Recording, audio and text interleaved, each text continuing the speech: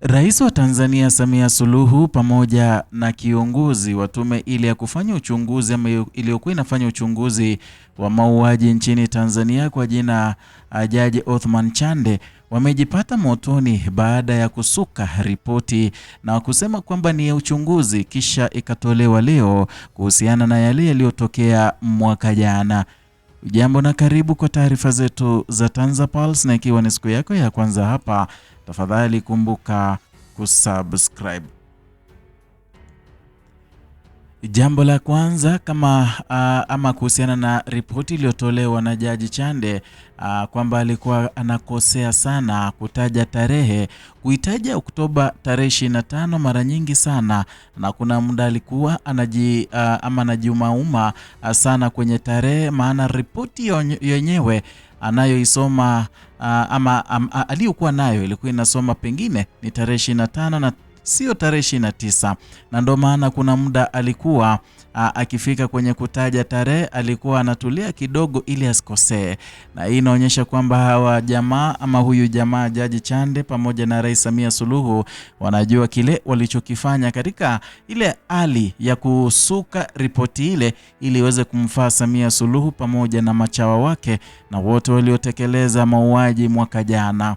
Na vile vile ukija kwenye hotuba yake huyu Mama Samia Suluhu mwanzo hadi mwisho alikuwa anasema matukio ya Oktoba tarehe 25. Kila alitaka kutaja tarehe anasema Oktoba tarehe 25, maana ndivyo ilivyoandika kwenye hotuba yake pengine, na yeye alivyokilaza akawa anasoma kwa sauti kubwa kabisa, hata alikuwa anajishtukia tu. Yani inaonyesha kwamba hao wawili ripoti yenye ilisomwa na Jaji Chande pengine ilihakikiwa na watu wake Samia Suluhu. Kwa hiyo yote yaliyofanyika leo ilikuwa ni katika ile kupumbaza Watanzania, manake wanatuona si Watanzania kama mafala.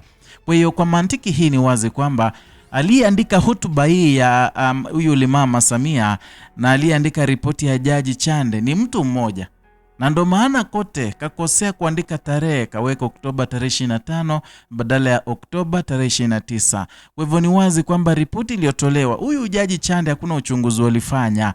Ni ile ripoti tu ambayo ilisukwa na machawa wake Samia Suluhu, na hao machawa tu ndio walisuka hii hotuba yake hii leo. Manake haiwezi kuwa ni coincidence kwamba Jaji Chande nakosea kwa kutaja ile tarehe kama tarehe 25, na huyu Mama aliposimama kuzungumza pia akataja tarehe hiyo. Alikuwa nasahau mara kwa mara akitaja tarehe 25. Si ni kusahau, ni vile ilivyoandika kwenye ile hotuba na ni vile vile ilivyoandika kwenye ile ripoti ya uchunguzi.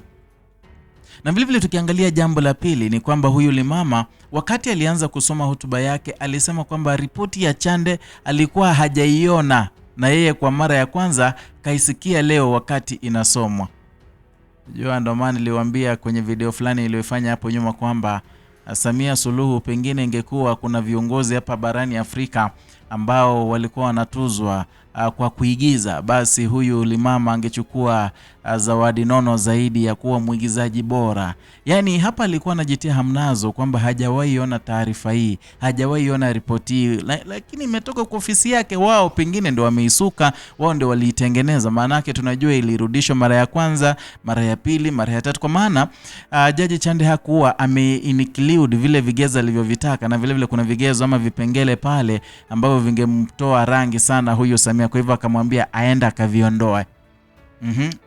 Wakati huo vile vile ukisikiliza hotuba hiyo yake huyu mama imejibu maudhui yote yaliyokuepo kwenye ripoti ya Chande.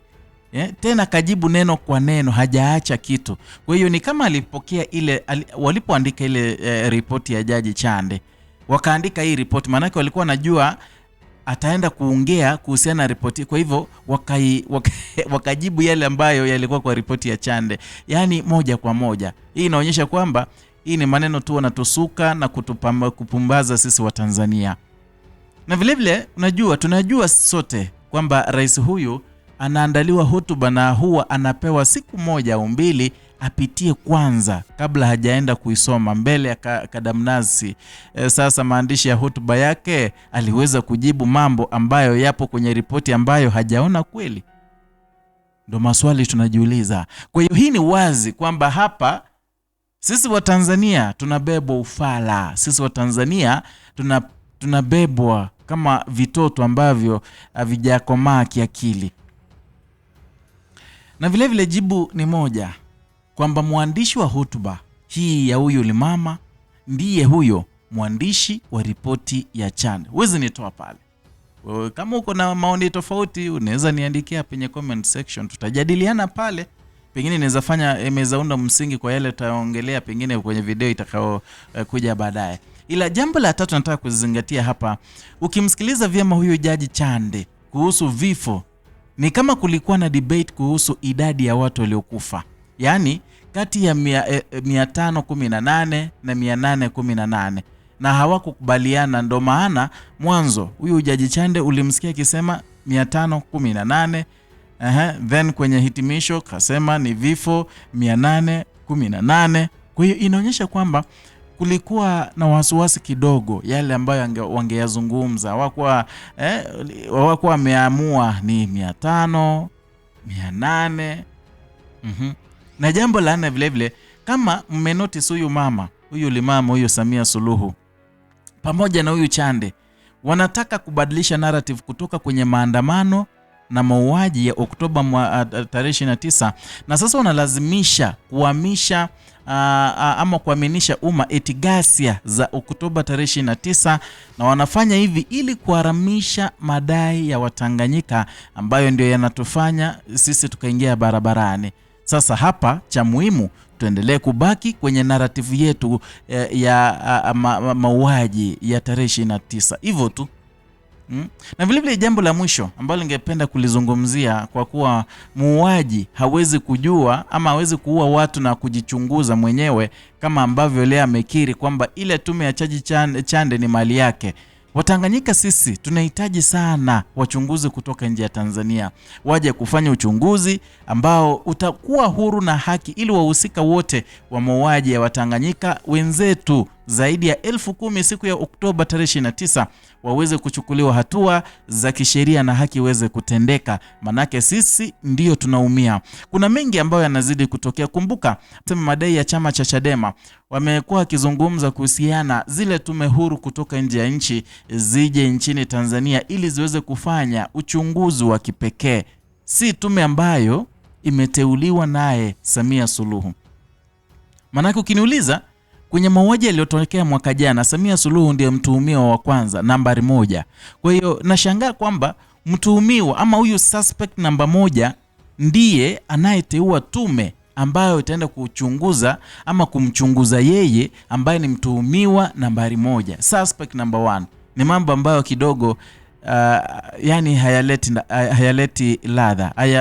It doesn't add up. Sijui kama una maoni, tafadhali niandikie hapo kwenye comment section, tutajadiliana pale.